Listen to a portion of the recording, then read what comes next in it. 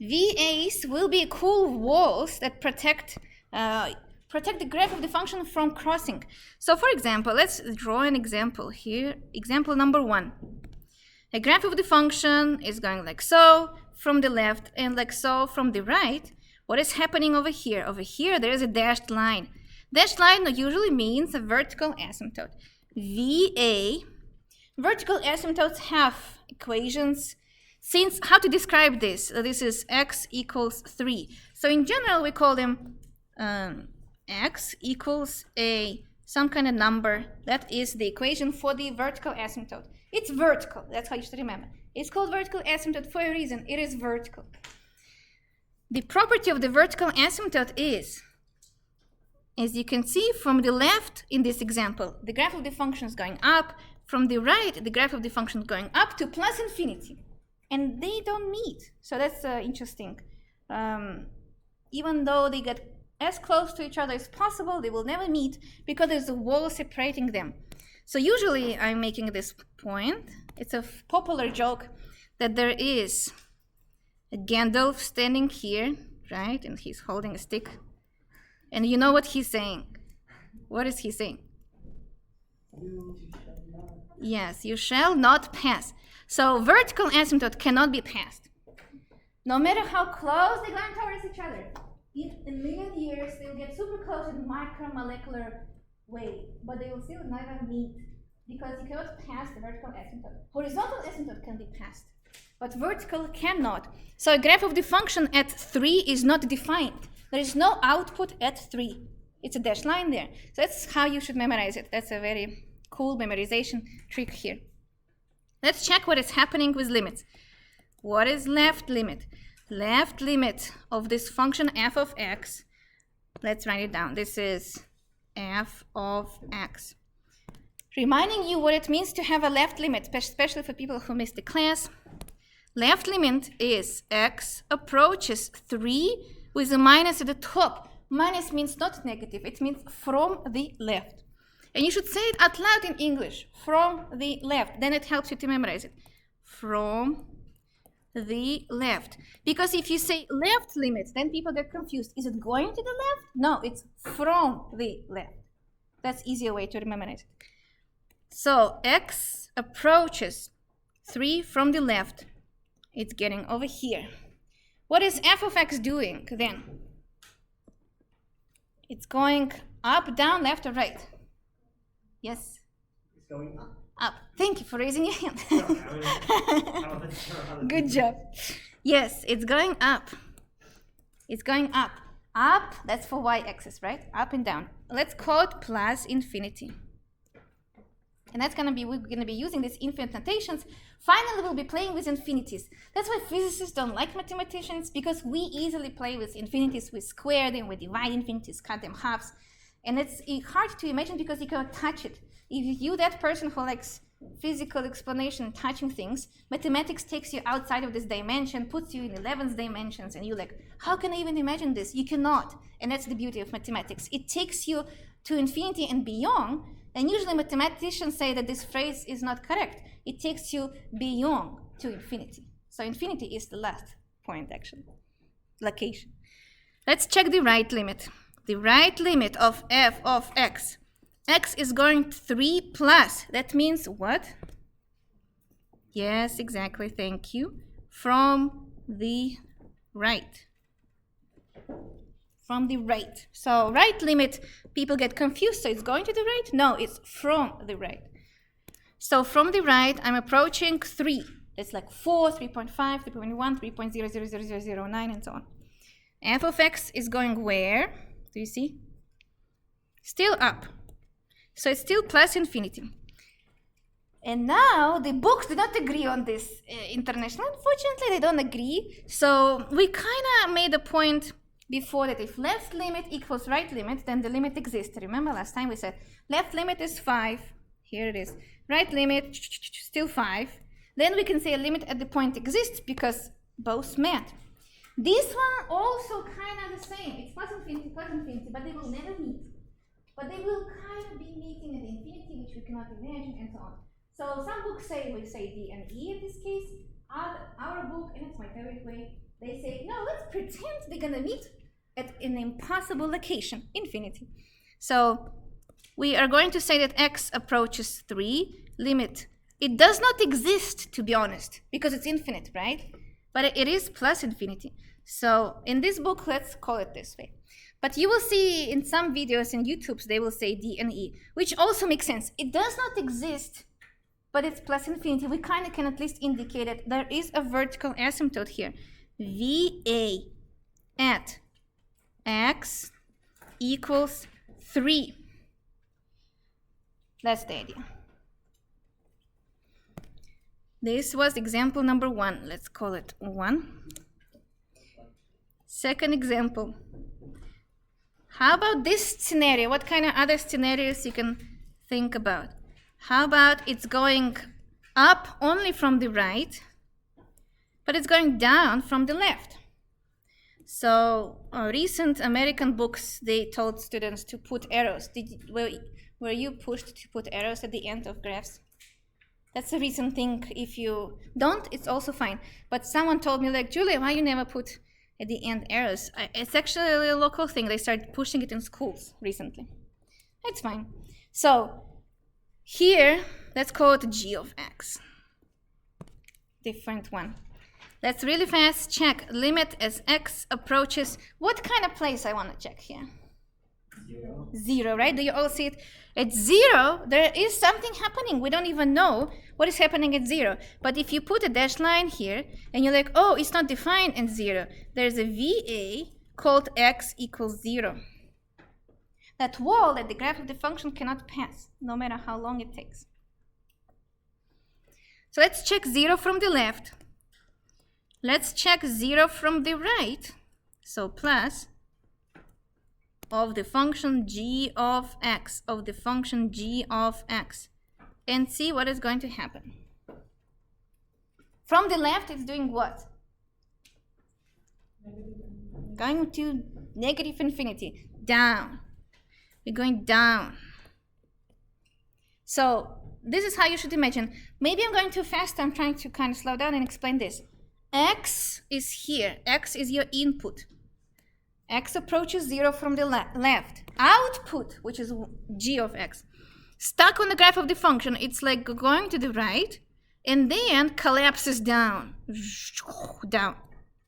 to minus infinity. So the answer is minus infinity. And I can even put for you down if you want. So see the difference? From the left, I will not write again. X goes from the left to right. G of x goes from the top down. From the right, x-axis going like so, y-axis is jumping up to plus infinity, up. These definitely did not meet. So even if we're discussing plus infinity, minus infinity, is it the same thing or not? These definitely are not the same. So this answer should be straightforward. What is the answer for the limit? Does not exist, exactly. This one does not exist, D and E, because left limit did not meet with the right limit. But there is still a vertical asymptote here, VA at x equals 0, a vertical wall. The function is not defined there. At 0, there is no output. And finally, the third case. What do you think is the third case can be? 3. Let's have this one. Let's shift vertical asymptote to minus 2. X equals minus 2 VA. And now let's send the graph of the function, let's call it h, down. So say this one is like so, and then collapses down. And this one was already pretty low, and then collapses down, like so. H of x. Pretty cool. Same 3 questions. Limit of h of x. As x approaches minus 2 minus, that means minus 2 from the left. H of x equals x approaches minus 2 plus, that means minus 2 but from the right. So I'll wait for you to write down. Now it's nice to have people in front row so I can see if I'm going too fast or not. You guys will be my indicator.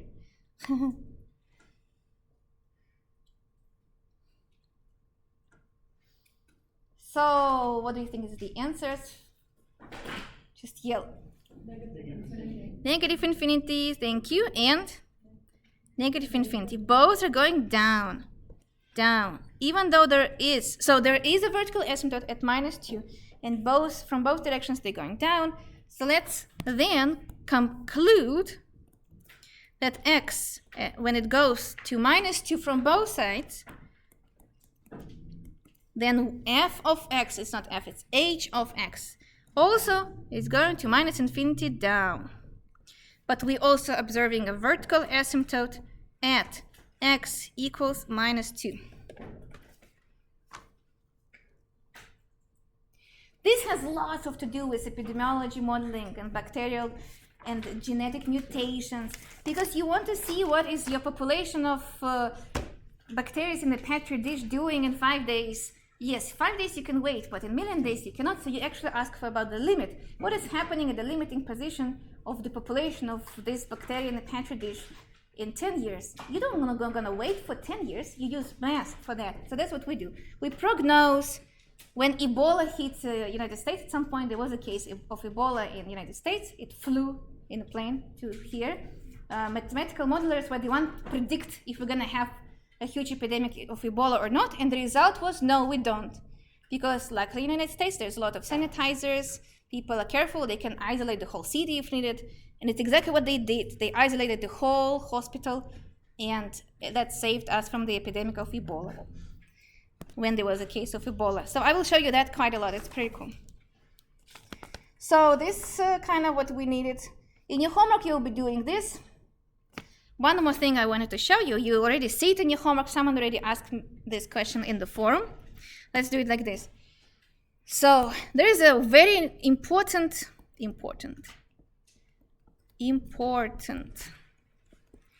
limit, which is what is happening with sine x over x when x shrinks to 0. This is such a neat idea. You will understand it in a second. That in Russian, we actually made a name for it. We call it incredible limits. We have 2 incredible limits, and this is one of the incredible limits.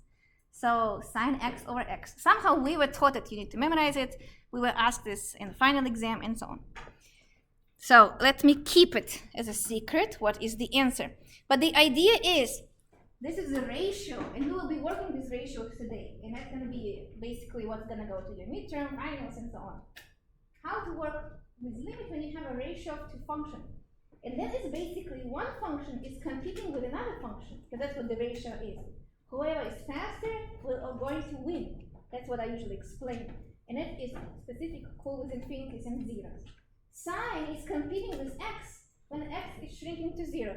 Who is going to win? Or maybe they have the same speed. Then it will be, the speed will be 1. The answer will be 1 because the speed will be the same. So numerically, if you use numerical approach, how did we do it last time? We used calculators, which you kind of supposed to have for your test specifically. It will help you to have calculators. So we did this. Last time we started the class with this numerical or number approach. So why do I need 2 pairs? Because I want to check left limit and right limit. What is on the right from 0? Something small but on the right. Like what? 0. Let's do this one. 0.01. Amazing. 0.1. Bless you. 0.01. And so on. So one more thing Russian people say, if someone sneezed, that proves that I'm right.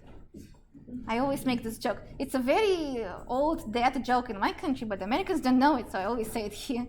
And people like it. When someone sneezes, it means whatever I was saying was correct. See? I'm correct. 0.001. It's a good choice. If you plug it into your calculator, be careful though with radians versus degrees, you will get this.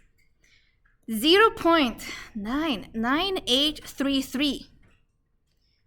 For the 0.01, f of x will be 0.99998. And finally, what? Is this radians or degrees? Those are radians, triradians. Cool, I thought that was what I was Mm-hmm. 9999998. How many? 1, 2, 3, 1, 2, 3. 6 nines. What is your guess? This is going to go where? Probably, it seems like it's going 1 at least from the right. So this is the right limit, right? Let's call it limit as x approaches 0 plus. But what is going on from the left? Let's check. Maybe it's completely different answer. Maybe it's even infinity from the left. If I plug, what is from the left should I plug down? From the left. What numbers from the left are good? So we want to know limit x approaches 0 minus. What would you like to plug? Same numbers but negative. Yeah, same numbers but negative. Exactly, amazing idea. Minus 0.1, minus 0.01, minus 0.001. If you plug it and check it, you know what's going to happen. The answers will be exactly the same, which is a good indicator that we are approaching 1 from both sides. So you can copy. I can just write down the same. Yes, good. That is good news, because that means not only the limit exists, but we also can guess it. Numerically, we can guess that probably left limit and right limit both approach to 1. So the answer is, for this magical, amazing idea, we call it incredible limit, is 1. Put it in the box, because that is very important. So finish writing, and I'll show you how interesting this thing is. So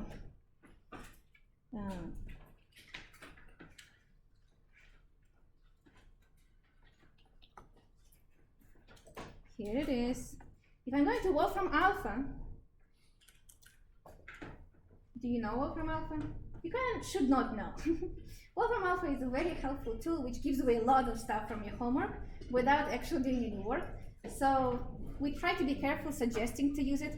You should use it. It's like Desmos and the other one, but it's good. Wolfram Alpha is a very helpful tool. Just don't rely on it too much because you cannot take it to the exam.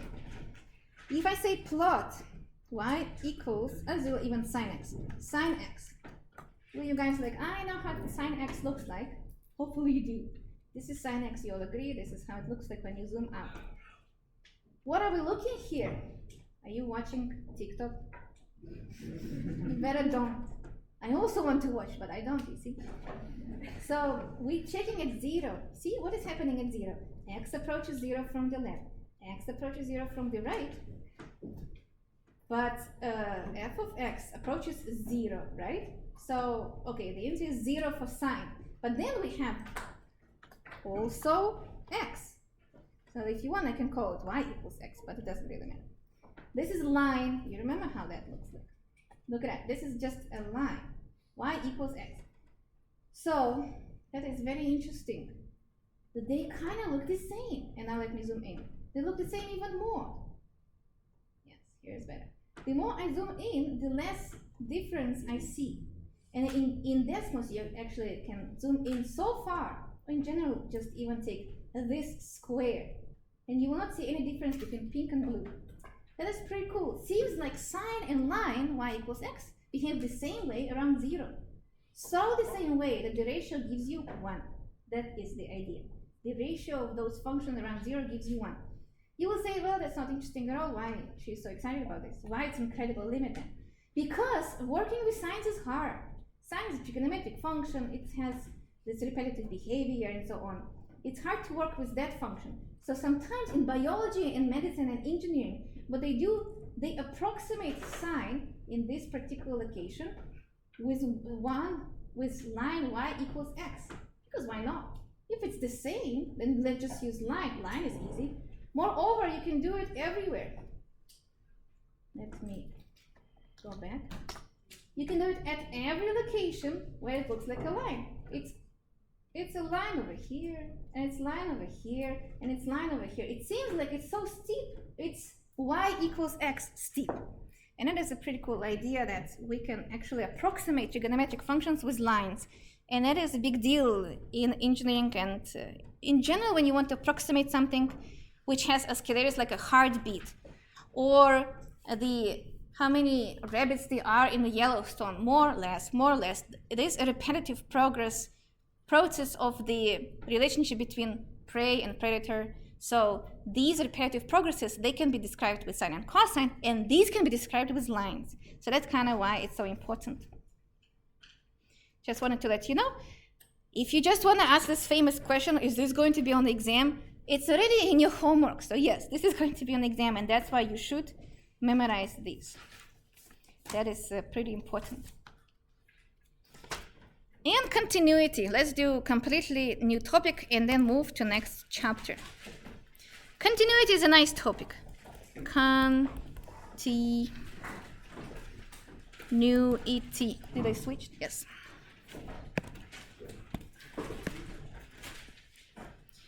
Continuity. Let's start with the definition right away. But the very intuitive idea here is, look at sine. Again, look at the sine. Sine is a continuous function. How do I know?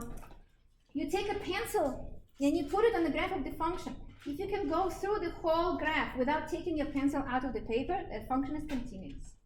If you have to take your pencil out and then move on, the function is discontinuous. So that's the intuitive way to know if it's function continuous or not. Let's write down definition. A function f of x, or any function, is called continuous. I usually write down as cont, just it's shorter, but once I will write down the whole thing. Continuous. It's just too hard to write.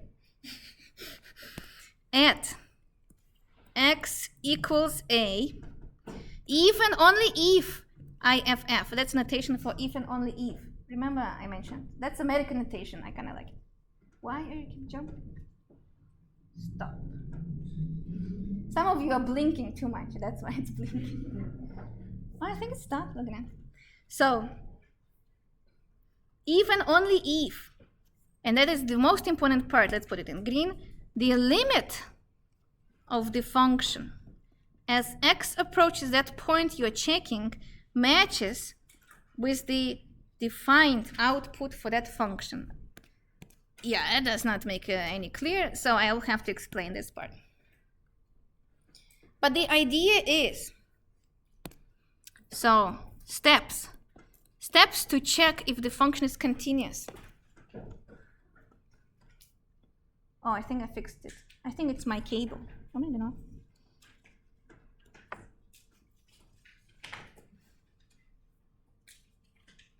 So, steps. You first need to do left-hand side. Left-hand side is about limits. I'm restarting it. Yeah. The first step is, I want to check if limit even exists. So, I will check if the left limit exists, right?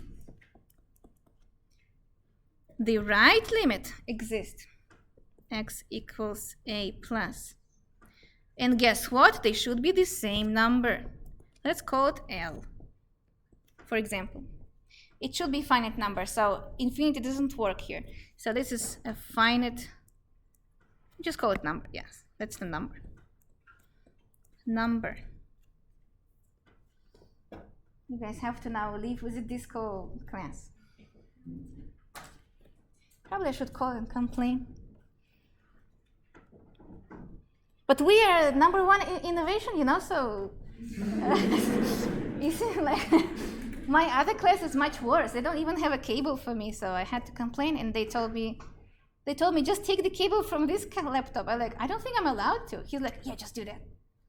I'm like, but just bring me a cable next time. He said, yeah, we don't have a cable. Oh, okay, so we're number one in innovation, but we don't have a cable. Okay, that is very upsetting. Second check is, look at the number. What is f of a? That should be the same number. If these two meet, if these two are the same, then continuous. So that's how we check. And then I will show you why it's so important. Why it is so important. So note. Here are some nice examples. Basically, like I told you, if the graph of the function, you put the pencil on the paper, like so, you can put the pencil on the graph of the function and go everywhere without taking the pencil outside of the graph. It's continuous. This graph looks good. It's continuous, right? Intuitively speaking, you already can see, yes, this is continuous. Now, if you see visually any gap, that is discontinuous. It's called discontinuous function, by the way. How? I will show you that. Pretty interesting. What if it was going, then it has an open point going, and then the point was cut out and now located over here. First of all, from the idea of the pencil, I'm putting this pencil on a graph. I'm going like so, and now I have to take it out, go jump into this circle, take it out again, go jump into this side, and keep going. That is already giving me the idea that the function is not continuous, which is called discontinuous. But what if you don't see the graph of the function? You do those two steps I just gave you. Step 1, let's call this, this is 5. Limit, and this will be 3. As x approaches 3 from the left limit is 5. I can see that. The graph of the function approaches height 5. Right limit, x approaches 3 from the right, is also 5. We did this example last time on Monday. So these met, as you can see. You can take 2 hands and see. They're going, and then they meet. Even though there's a hole there, limits do not care about holes. Limits, they meet. So if they met, that means they're friends, and that means limit exists. So this will be a limit at the function 3. F of x is 5. So now, this does not mean that the function is continuous, because limits do not care about holes, but continuity cares about holes. So we need to have a second step. The second step, we need to make sure that f of 3 is also 5. If the answer is yes, the hole is filled in and there is no hole. But unfortunately, the answer is no. F of 3 is that point at the bottom. Let's call it -1. -1. And because these two numbers do not meet, there is a hole there. Limits met, but f of x decided to jump down to -1, and that's why the function is not continuous. So I will say, since limit at the point 3 did not meet with the f of 3, f of x is called discontinuous. Discontinuous. Where at x equals 3. And this type of discontinuity is called hole. Because it's discontinuous, but only at one place, one point, and it is a hole. So that's how we check 2 steps. So interesting that limit can approach some kind of impossible situation like explosion, remember I told you, or a hole. But continuity is broken, so something happened there, maybe an explosion, maybe something different, so you don't have the same point there where the limit is. It would be continuous if I would just take and fill it in, like so. Then it will be continuous, but it's not, and that is the problem.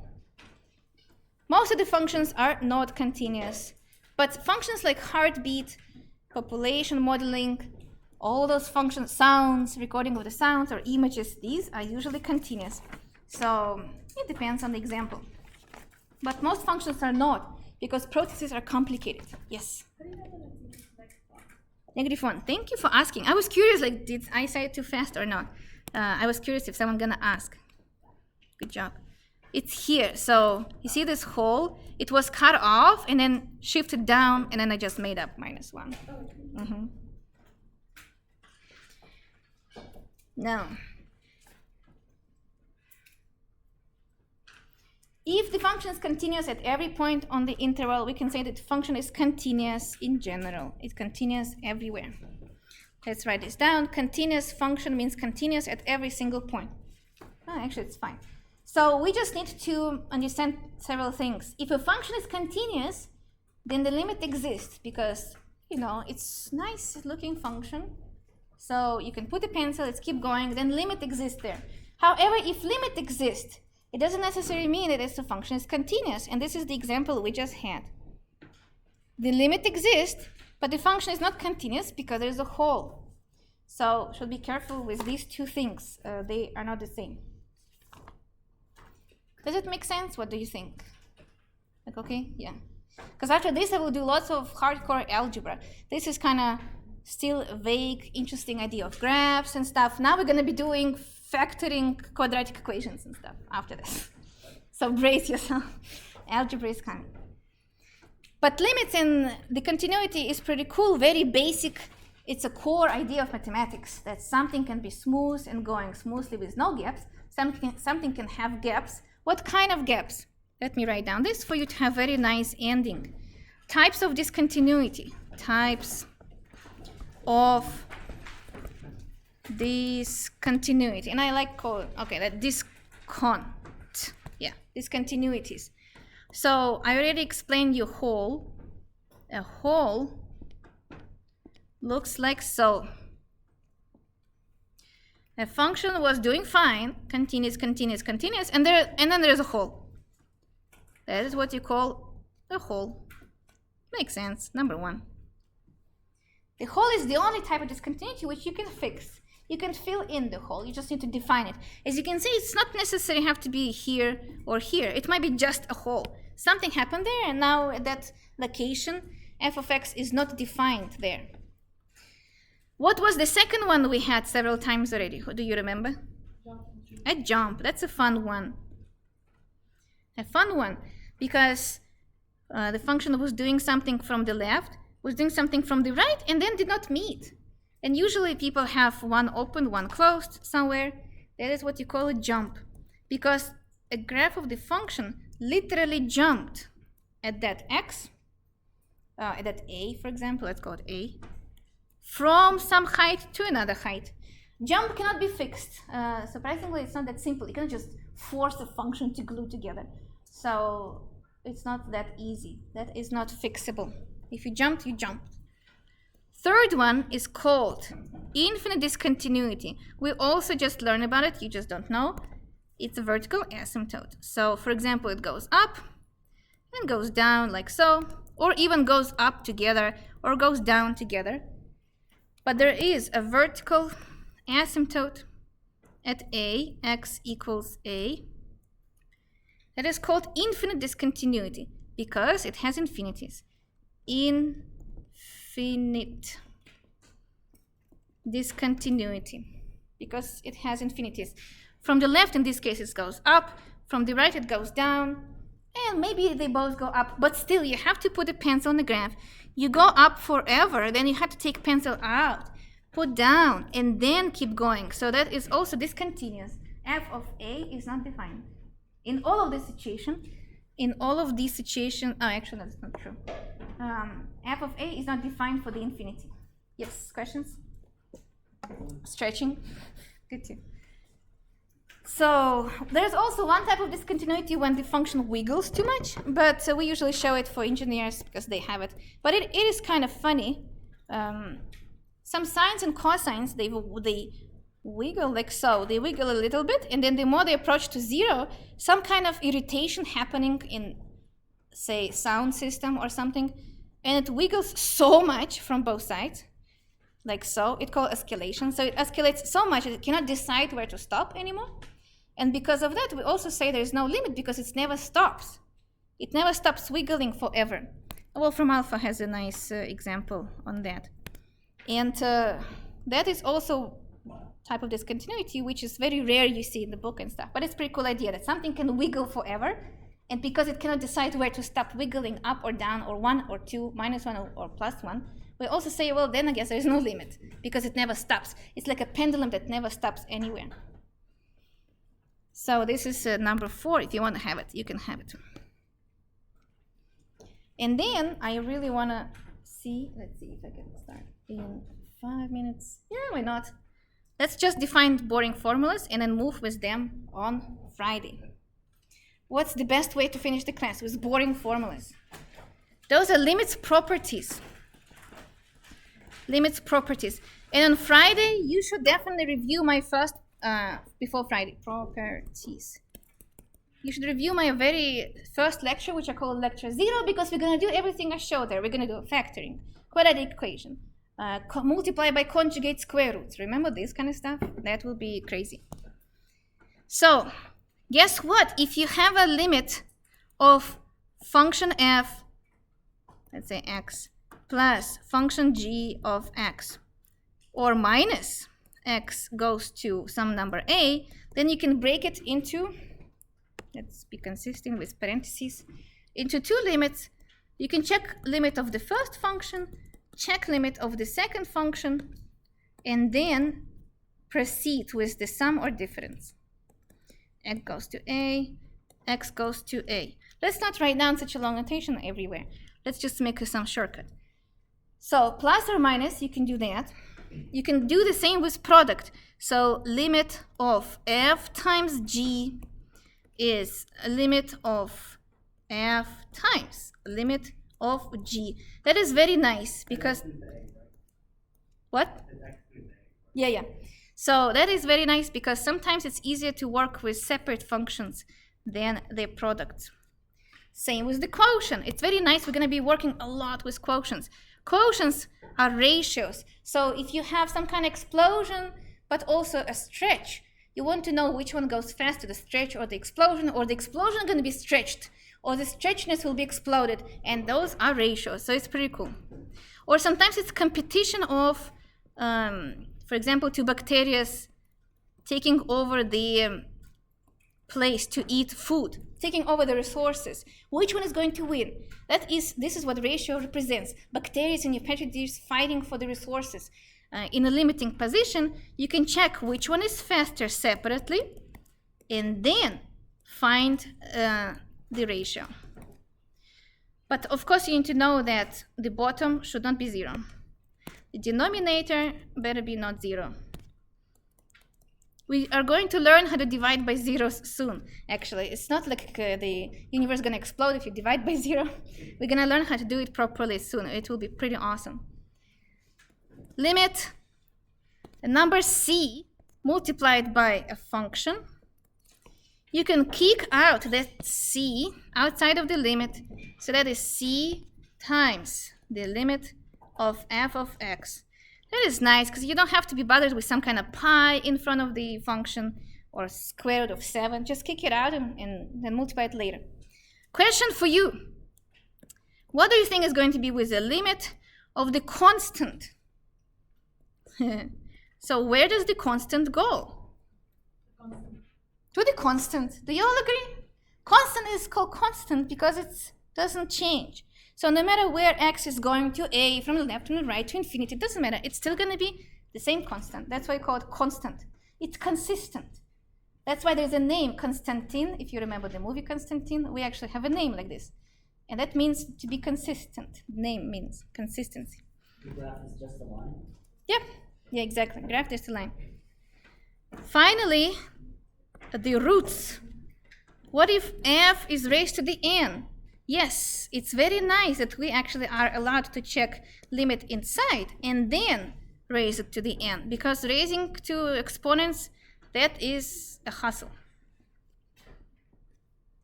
And the same with the root. Nobody likes dealing with roots or radicals. Do you guys have questions? Yeah, I'm just gonna give it, oh, too fast for you? Okay. Rocket speed turned on. I told you just boring formulas. I want you to have them, and then we'll be using them like crazy on Friday. Here they are. I was like, oh, what is happening? Yeah, good point. Yeah, this is x. Thank you. So roots are also can be taken separately. Powers multiplication. That is nice. Those properties are pretty important. We're going to be using lots of stuff on Friday, first exam. And I will show you very nice tricks how to go fast with your homework and fast on the test. Friday, see you on Friday then. Thank you.